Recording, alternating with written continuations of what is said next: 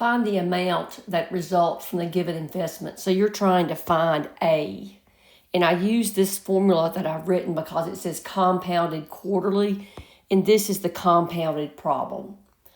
So A is what we're trying to find, and you invest $700. That's P.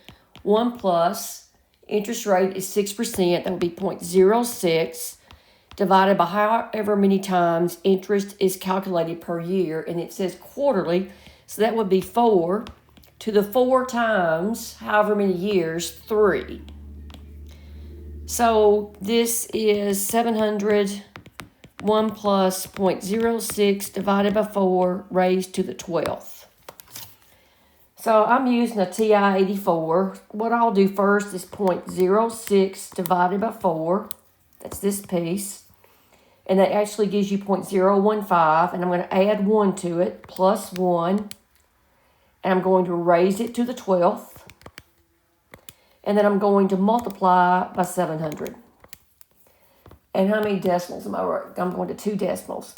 That gives me 836.93. It may be you're having calculator problems.